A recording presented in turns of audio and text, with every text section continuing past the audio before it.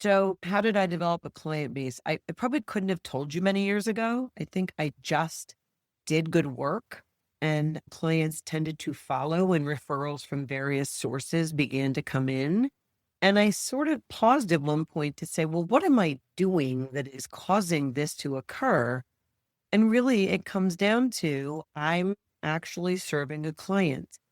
I'm not trying to sell myself. I'm actually just trying to do the work. And I'm asking a lot of questions of clients to understand what it is they want out of the process. What is it they're looking for in an outcome? One of my first questions to almost every one of my clients is, how may I help you? I'm Sylvie Garibaldi, founder and CEO of a well-established marketing training and done-for-you services company, tailored specifically for the modern legal and financial professional worldwide. While it's taken some trial and error to figure out which methods get the best results for professionals who are looking to grow their practices, fast forward to today, my team and I have nailed down and perfected a process that has helped so many of our clients consistently achieve outstanding results and create a legacy for their practices. I created the Serve First, Sell Later marketing podcast to give you simple, actionable, non-salesy, and results-driven marketing to grow your legal or financial practice like so many of our clients have. If you're a lawyer, mediator, financial, or divorce professional who is looking to become highly visible and wants to create a practice that makes an impact, then you're in the right place. Let's dive in. Hello, everyone, and welcome back to episode 135 of the Serve First, Sell Later marketing podcast. I'm your host, Sylvie Garibaldi. I'm super excited for today's episode as I sit down with Carolyn Daly, a partner at Cohen Seglias, and we have a refreshingly candid conversation about what it takes to grow a significant book of business.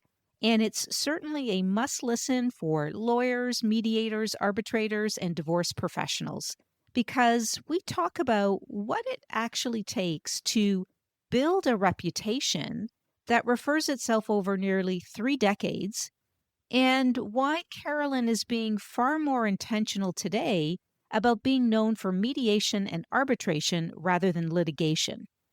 And she actually even shares a fascinating New Jersey-specific process called Med-Arb that many professionals, even seasoned ones, may have never heard of. So you're going to walk away with some real strategies for building a referable reputation and a really fresh perspective on positioning yourself for your next chapter. I can't wait for you to hear this one. Let's dive in. Carolyn, thank you so much for being here today. I'm really excited about today's conversation because I think there's a moment where a lot of experienced professionals reach that nobody really talks about openly. So it's not really about how do I get started moment. It's really about I've built something already real now and what happens next kind of moment. And honestly, when I think of you and the work that you've done, that really comes to mind. And so for our listeners listening today, you are a New Jersey court-certified matrimonial law attorney, and that's a designation that's actually held by only about 2% of attorneys in the entire state. You're also a fellow of the American Academy of Matrimonial Lawyers, and that's a distinction held by fewer than 45 lawyers in all of the state of New Jersey.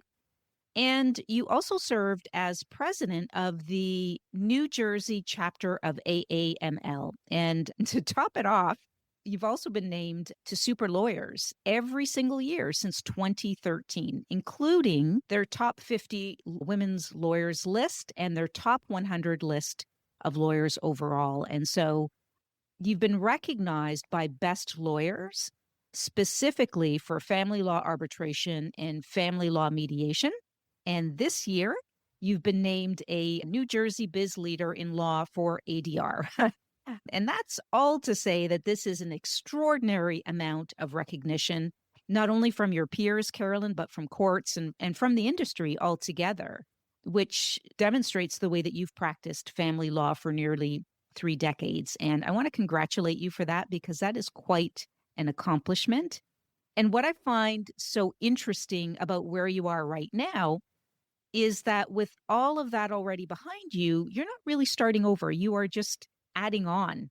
And so you've built Daly and Associates from the ground up, and you ran it successfully for more than a decade before Cohen Seglias came calling to have you launch the family law group. And so now where you are is you're building the next chapter on top of everything that you've already built, becoming much more intentional with mediation and arbitration, and are known for that work moving forward. And honestly, I think our listeners today, especially some of those that are a lot more experienced, need to hear this conversation, because it's not more about how do I find more clients? It's more about how do I make sure I'm known for the right work moving forward. There are many professionals that are transitioning into other fields. And so this is why I think this conversation is so timely. So welcome again, Carolyn, to the show. Thank you so much, Sylvia, for having me and for that phenomenal intro. The only caveat I want to tell you is that it's the Supreme Court Certified Matrimonial Lawyers in New Jersey. It's actually a designation that's formal. We have to recertify and pay dues on an annual basis. Pretty impressive. You got most of it. So, that was a mouthful, let me tell you, but yes, it was worth repeating all of that. yes. So before we get to where you are now, I just kind of want to go back to where this all started, because I think people forget how much time and consistency that it actually takes to build a reputation like yours. So you built your own firm from the ground up, and you ran it for about more than a decade before merging into Cohen Seglias. What did those early years look like? And how did you get those first clients? And as you watched your reputation start to grow, I think that's an important question that maybe people that are starting out or even in mid-career would be really interested in learning about that process. Yeah, I mean, I'm going to quote back one of your phrases to me that you've used on the podcast. It's serve first, sell later. The reality is that if you serve clients well and with integrity and you tell them the truth of the reality, I mean, clients don't come to you, and I say this to all my clients. Are you coming to me because you want to pay me to tell you what you want to hear?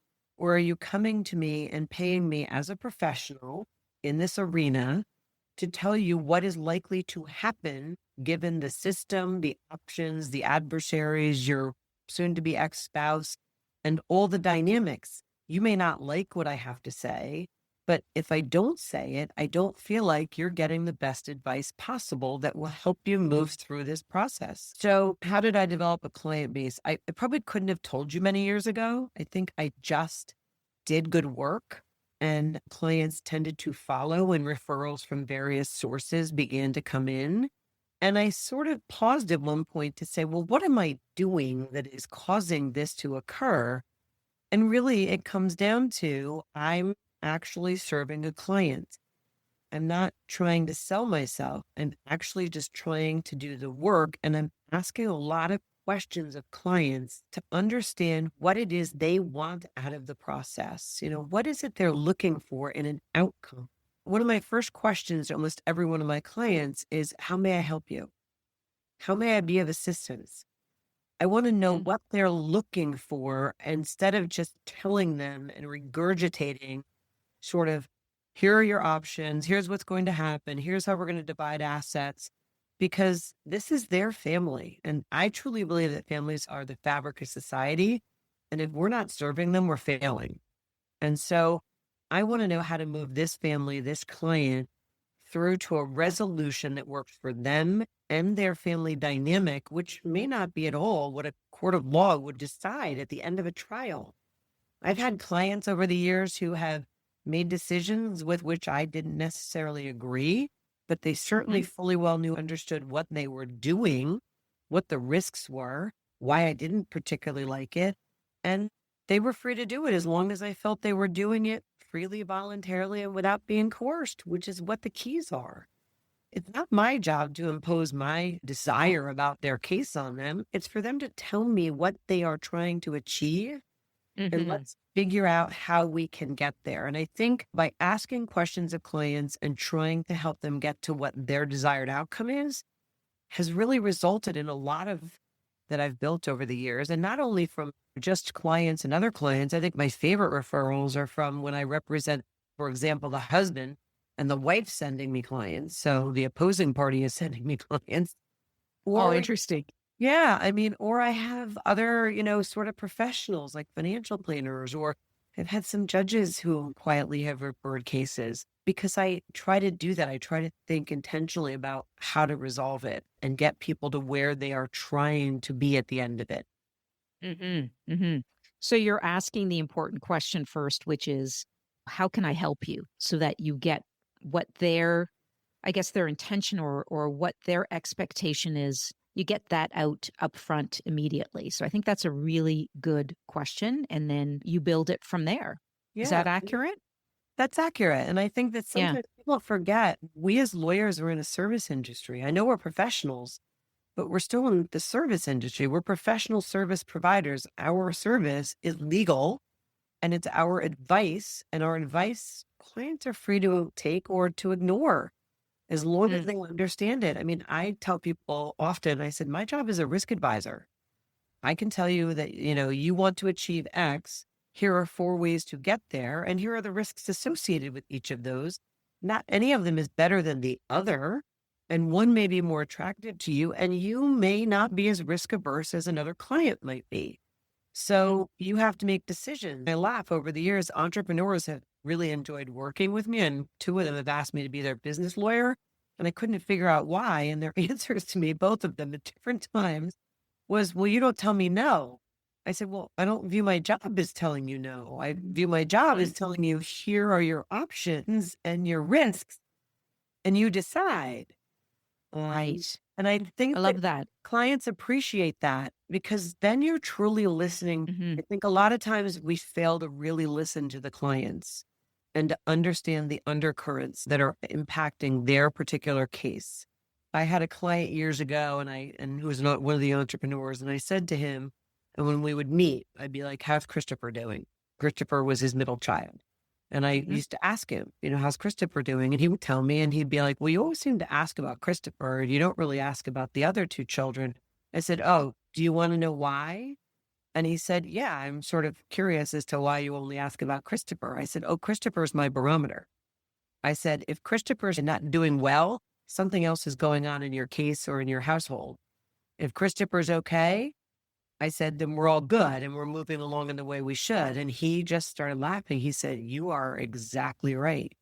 He's like the sort of emotional barometer in the household. I said, yeah, I know. I figured it out. I said, so that's why I always want to know how Christopher's doing. And now you can't lie to me when I ask you in the future. Right, right. So that I think that speaks to the level of detail that you get to know your clients and the questions you ask, that you're able to pick up on something like that where you use Christopher as the barometer of how the household is doing. So that's a really great example.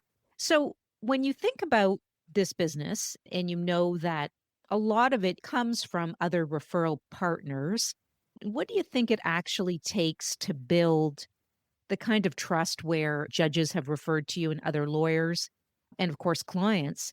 But how do you feel you best accomplish that by earning the trust of judges and other professionals, Yeah, would you say?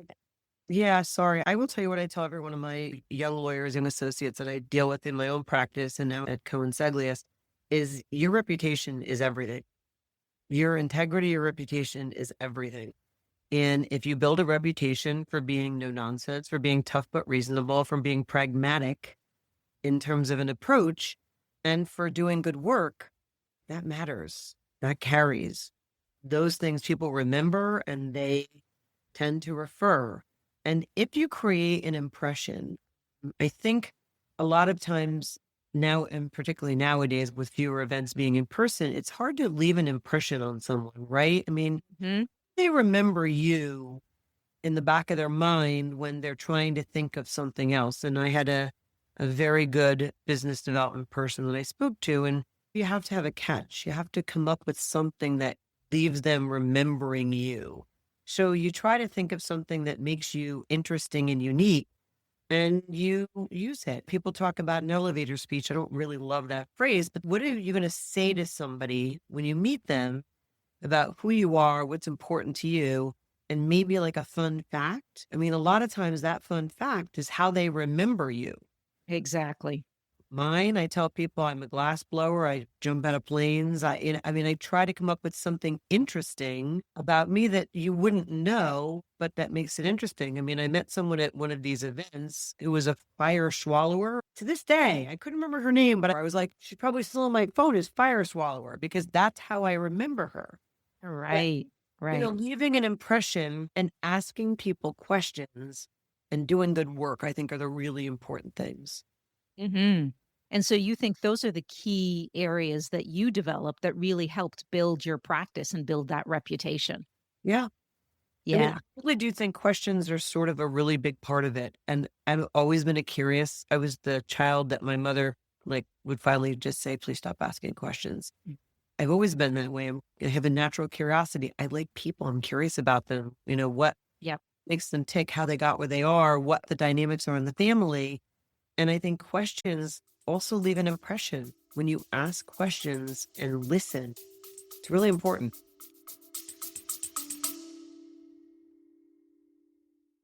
I want to share something with you that I see come up time and time again. Many professionals I speak to know exactly who they want to attract, but where things break down isn't clarity, it's actually implementation. So they're not sure how to translate that into messaging, how to stay visible, or how to turn that visibility into actual client inquiries. So if this sounds familiar, I created a step by step guide to help you work right through this. This free guide walks you through how to define your ideal clients, identify the right referral partners, understand where they're actually looking, including AI, and most importantly, how to turn all of that into consistent action. You can download your free guide at www.sgandassociates.ca/free-guide. Link is also in the show notes. Yeah, they say that's the best way to build any relationship quickly is to just ask questions, having that curiosity and asking the question and then just listening to what people have to say. And they walk away from that conversation thinking that you are an amazing person because you thought to ask them questions about them. So I really love that approach. And I think that's amazing advice for especially those that are starting out or maybe are in mid career and really haven't dipped into that strategy, which you do need to be intentional. For some people, it comes naturally. Like for you, that's who you are. For others, it may take a little bit of time to build that into their cadence. Yeah, I Yeah. agree. So the next thing I want to move into, Carolyn, is leadership and recognition. And I know that you've been practicing law for over 30 years. And during this time, you've taken on some real leadership roles inside the profession itself. And we talked about some of those things, but you served as president of the New Jersey chapter of the AAML. And you're also one of the very few number of attorneys that are in the state of New Jersey designated as a certified matrimonial law attorney. So, how do you view this sort of leadership and volunteering? How does that fit into how you grew your practice and how people see you? I think that the academy has been phenomenal. I think people don't often understand why particularly in family law, you would join the academy.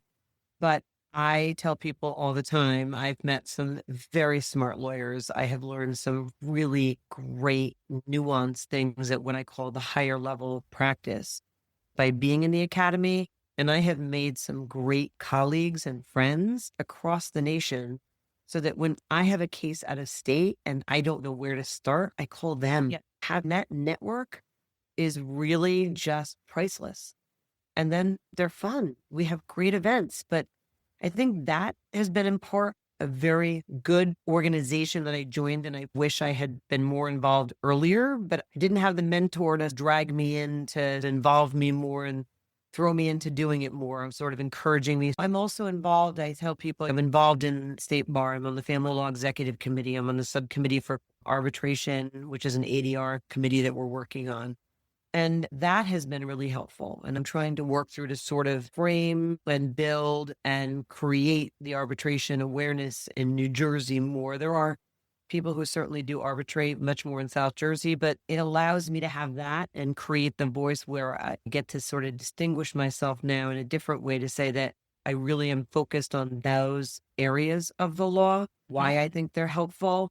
I mean, being more involved in the academy, not to circle back, but being more involved in the academy, I'm on the committee for arbitration in the academy. That came because I met people in other states and they knew I was very passionate about this. So those opportunities certainly help.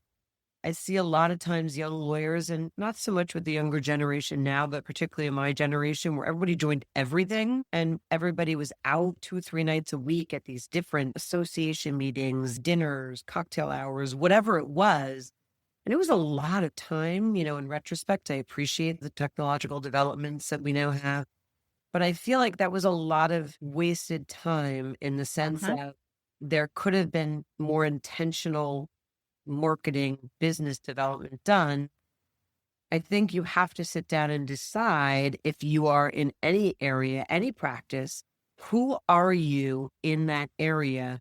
What is your outcome? What do you want out of it? And find those organizations, 2 or 3, Mhm. with subcommittees or messaging or what they're looking to accomplish, and join them, and then get into leadership in.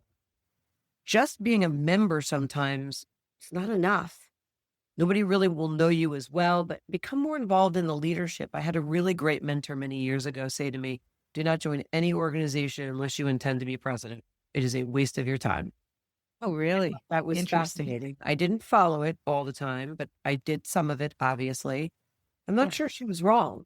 I think that if you're going to pick, I don't think you need to pick 10, 15, even 5. I think you need to pick the 2 or 3 organizations, associations, groups.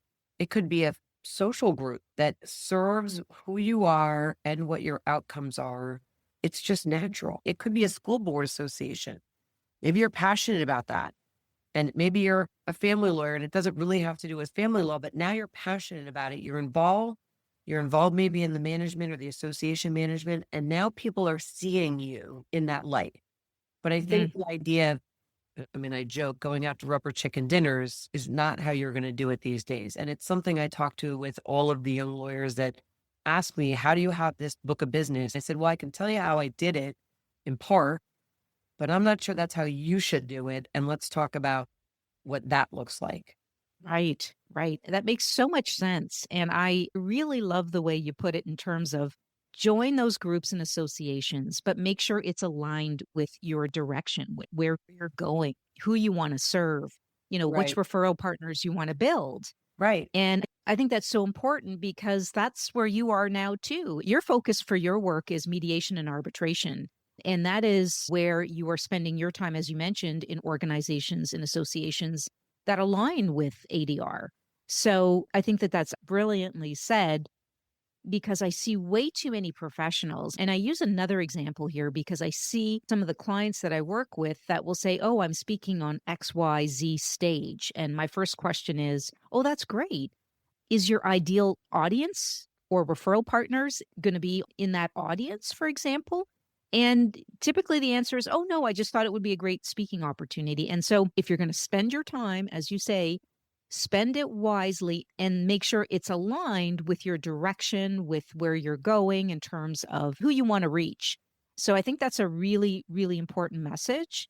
So, interestingly enough, as we continue on your journey here, after running your own firm, you decided to bring your practice to Cohen Seglias. And I'm just curious, what made that the right moment for you? So I felt I had reached a point in my career, and I will tell you, most people I think were surprised by what I did because I never worked in a big firm. I started out at a small firm, which was a general practice firm, and did a lot of different areas of law. I then was invited by an adversary to become her partner. I would say my journey is a little atypical. I had an Yeah. adversary in a case and asked me if I wanted to join her and become a partner, which I did after sort of turning around and being like, who are you talking to? I have 7 years experience and I just had a child, but okay. And I did. And so sometimes I think you can't be afraid of the opportunity. You have to take the opportunity, even though you're not entirely sure. Nothing is ever perfect. And sometimes you have to jump in. So I did that. And then I ran my own practice, as you said, for over a decade. And so I just had reached a point where I said, I really want to be in a place where I have more colleagues. and maybe in a practice where I can cross refer or work with people on issues that I see in family law that are not addressed or that are missed opportunities that could be addressed. If I could talk to a commercial litigator, a business attorney, a trust and estate lawyer, where we could do better things together to Mm. better serve clients. So be more collaborative. I know that word is sort of overused, but to see issues that could be solved that other people weren't solving. And I wanted really a bigger platform. I was the chief bottle washer and cook for many years. I mean, I was IT and collection and billing and hiring and HR. If anybody has questions about running a firm, I have way too much information. And I helped a number of other colleagues go out on their own. I said, here's your checklist. I'm like, here's your checklist of what you need and how you get started. Here are some people you should talk to, and here's some professionals you should have, because I had to figure it out. And I just said, wouldn't it be nice if I were in a place where I had a marketing department, an HR department, a collections manager, and other colleagues to have these conversations with? And I was at that point in my career where I could do that. And the reason this firm as opposed to others, because this firm didn't have a family department. And I like puzzles. And I don't mean like jigsaw. I like to solve the problem. I talk to people in terms of puzzles, but like you hand me a problem, I'm untying knots, figuring out how to get that straightened so there's no more knots in it. I love that. And so I said, well, I was in a partnership. I ran my own. Now I have to build a department within a firm that doesn't have one. Oh, Mm-hmm. sounds like an interesting challenge. Let's do that. So there were a lot of reasons why it sort of aligned at the time, and there were times when I ran my own that people came knocking and said, would you consider and join it? And I just wasn't the right timing. I just had Right. reached the point where I said, okay, right time, interesting challenge. I sort of like that. So I said, yes. Yes. I think it also builds on your curiosity and, as you said, problem solving and being able to solve problems and to build something that was new, right? So it's a new challenge, if you will, which takes us to where you are today, which is you've transitioned from litigation to mediation and arbitration. And for people listening, you've been trained and have been offering this for years. But now you're being more intentional about being known for this work specifically. So I think the audience, and I know I was curious about this too, is what triggered that shift towards being more intentional about mediation and arbitration? Yeah. I've been a certified mediator for years. I took the American Academy of Matrimonial Lawyers, AAML's arbitration training course, I don't know, 3, 4, 5 years ago. I was involved in the training again this year, which was in Chicago. And I'm on all these subcommittees and have all these fabulous people that I can talk to. So it's a good question. And I will say, for people out there who have been sort of seen in a different light, I think most of my colleagues viewed me as a litigator. I certainly can try a case. I think most lawyers would tell you in family don't go to trial, at least not in New Jersey, and most other states it's the same. So I could litigate. That's great. I had the skill set, but most of my cases I settled. And I felt like that was a better outcome for people. And I just think, and how to say this in a way that's politically correct, I just feel like the system overall is not serving families. And as I said earlier, I think families are the fabric of society and we have to serve them better. And if you're trying to do something that is going to actually take a family and not destroy them financially and emotionally, you need to start figuring out different processes that work to do that. And in my opinion, mediation has always been a way to do that, but is certainly now a better way. And arbitration really is. In many states, people arbitrate much more freely than they do in New Jersey. But I think people are frightened or afraid of what it is. What is arbitration? And what do you mean this person I don't know gets to decide all of my case and decide all the issues, and I don't have the right to appeal its final? Well, a few things to break down about that. One, the judge with the black robe doesn't know you either, but they certainly will make the decision at the end of the case if you cannot resolve it yourself. So arbitrator, judge, not entirely different in that regard. But an arbitrator, if you're getting to select the decision maker, hopefully you're picking someone who has substantial experience in family law. And so you're picking someone who has been dedicated to doing this for their career and to learning at a higher level family law to serve clients. So I'd like to think you're picking a better decision maker. That's number one. And number two, I'd like to just dispel for anybody listening, you can't appeal an arbitration decision. You can build it into the arbitration agreement. You can build in the right to appeal. I've done it. I've taken cases into arbitration. I've drafted the agreements. I've done it. I think one of the things people need to think about, and those people who are listening, who are, lawyers and civil litigators will understand this better, particularly since they do arbitration, is that the big difference to me between mediation and arbitration is that mediation is really a voluntary process where the parties control the outcome. I say to clients, you control the outcome in the mediation. In an arbitration, you control the process.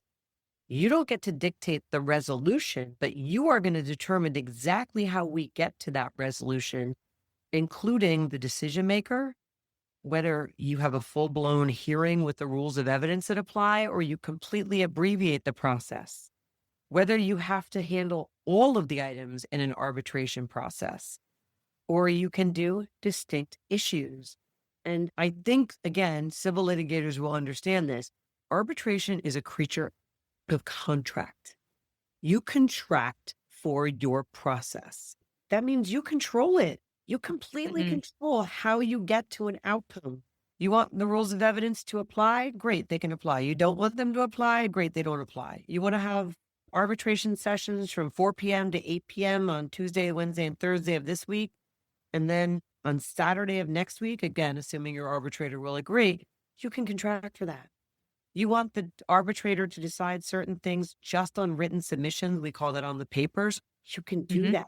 Nobody has to actually testify. There's no prolonged, protracted process. You can do that.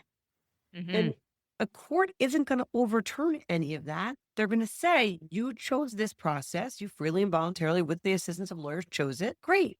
If you want the right to appeal, build it in. But I think that there are so many opportunities to use arbitration in family law, particularly when you have discrete issues that are preventing a resolution, whether a prenup is valid or not. In a divorce case, the first thing you have to, if there's a prenup, the first thing you have to do before you even get into any of the issues relating to the divorce is the prenup valid or not? That's its own case within the case. Right. And so I say you just have better opportunities and you're more likely to get the arbitration process done faster than you are going to get in court ever. I have a number of cases that involve the choice of school or college contribution by parents to a child, which is a unique issue in New Jersey. We are in the vast minority of parents who are required or can be ordered to contribute to college. That issue sneaks up on everybody. And suddenly in May, the child's senior year in college is looming. Nobody's figured out contributions. If you think that's going to get to a judge, and it will require a hearing, so get to a judge and a hearing by September. No, I just feel like those are things where you serve a client so much better and a more streamlined and efficient process than going to court. And so I'm really convinced we have tools that we can be using and that we should be using better and more in family. So I'm curious your perspective on this. So mediation and arbitration has been around for a while. What do you find the public awareness is of these services? Because that's something that, we work with a lot of professionals to help them do, is to build awareness of the services. When you are in a conversation with prospects or even colleagues, do you think that we're making a dent in building awareness in the industry? I feel like we are. People know mediation. They know exactly what it is. They don't always know exactly what it is. I think that people know the word arbitration and their immediate reaction is no right of appeal, I'm not doing it. Okay. Like, yes, and, or yes, but, like, there's an additional conversation to be had. And we try to do that. I think if you look, you can see in my LinkedIn, I'm doing that. I'm trying very hard to just educate. I think there has to be a way to message to the public more. I will say, I'm not entirely sure how that is. People talk about Facebook and we have blogs. Do you lecture? Do you get into the mom Facebook groups? I'm not entirely sure. I think we are making dents in professionals and high level people, executive business people who are on LinkedIn, but the vast public, I don't know that we're making as much of a dent. There's still low awareness. I believe so, because even in my conversations with regular people, they're like, what is that? I've never heard of that.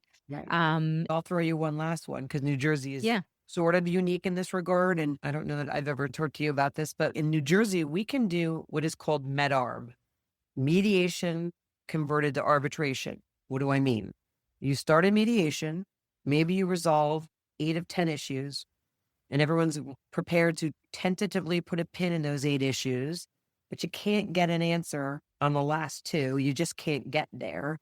You can, in New Jersey, ask the mediator, again, unique to New Jersey family law. I don't think there are a lot of jurisdictions that do this, and I can understand why, because I actually spoke before the ABA ADR committee, which is every practice area ADR. And there was turned into very much a roundtable with hot debating about, could you actually do that? What are the ethics involved in that? It was very interesting. But in New Jersey, it's court approved. There's a case law that's on point, Minkowitz versus Israeli, in case anybody wants to look it up, which literally says, we call it a Minkowitz waiver, that the mediator, if everybody agrees, can switch hats and become the arbitrator. The parties all sign with lawyers a Minkowitz waiver that says mediator is now changing role and is going to arbitrate the last 2 items. Now, you can't go back. You can't go from arbitrator to mediator. Once you go from mediator to arbitrator, you're done. But you can. And I feel like many people can resolve a lot of the issues, and particularly either with themselves, with lawyers, but there often are 1 or 2 issues that remain that just stick the case without a resolution. And people sit in limbo as you sort of try to wait for a trial. And then people go backwards. They now want to try all the issues, that whatever you achieved in a mediation is lost. If you trust the professional enough, if the parties do, and I would like to think they have some rapport at that point, the parties can then agree, okay, we're going to put a pin, we're going to preserve what we think is the resolution that we reached in mediation on these 8 issues, and we're going to ask you to decide the last 2. I've done it. It's really effective. You can do it quickly, and the parties get it. Like, the resolution is done. I'm sure many people see this in any of the practice areas in law. If you give people time to think, they're backtracking and you lose any progress. Momentum is a real issue in trying to settle a case. Right. So and that is so little known and such a powerful tool. Yep. I mean, so to your point, they don't even really understand or know about arbitration. Now I'm going to try to talk to them about Med-Arb. Med-Arb. Right. That is another level of service that is almost totally unknown. So people have heard mediation, they've heard arbitration, but to your point, they really don't know what it means or what it involves until you explain it to them. But then Med-Arb is just another option, which I think is brilliant. But the public is just not aware of the options. So more work is needed in that area for sure. And so thank you for doing the work that you're doing, because it's people like you, leaders like you, that are helping to spread the word about these services, allows the regular public to just understand what are my options and to be educated about that. So super, super important. So I guess the one question as we wrap up here is, for those potential referral partners listening today that want to learn more about your work, maybe it's divorce professionals like CDFAs, lawyers, therapists, accountants, who may have clients that they want to refer to you, or they just want to collaborate with you, what should they know about your work or how you work and whether you're the right fit for a case? Appreciate that question. It's a good one. I have always said I'm a bit of a unicorn in this area. I have always worked with other professionals. I have been much more intentional in the past several years about building relationships outside of just sort of law and lawyers.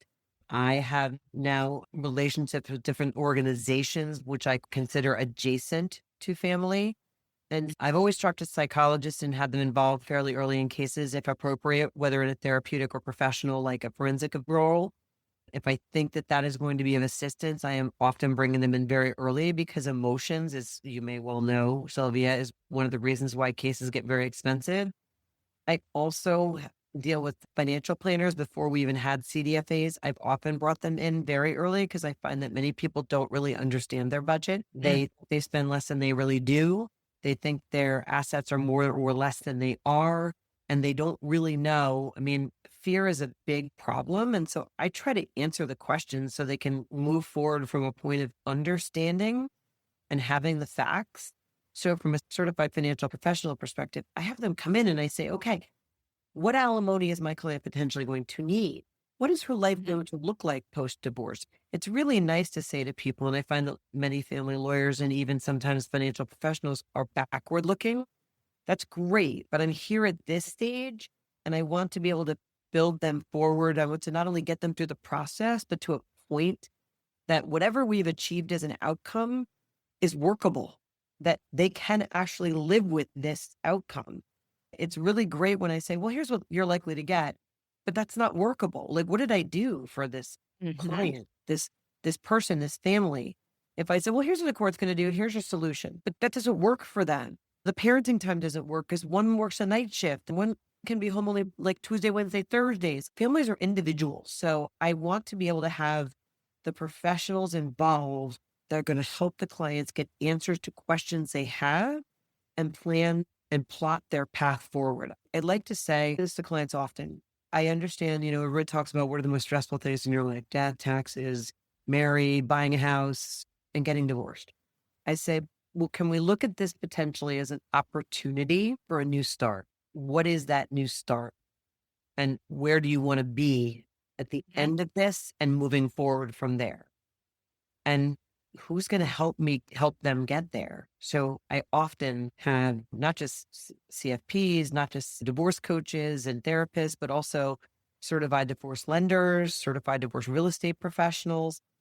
It matters. Having the right people that you can reach out to and work with makes this such a better process and outcome for your client. So true. Yeah. And we know that referrals between different partners like lawyers, mediators, therapists, CDFAs is so important for building a practice. And they can't be overlooked because that is a big portion of growing a business. So, Carolyn, if anybody wants to reach out to you, how can they learn more about you? So you can certainly find me on my firm website, cohenseglias.com. Carolyn Daly, just run a search for Carolyn Daly and Cohen Seglias. And there's a whole bunch of blogs that we have written and videos that we have put out.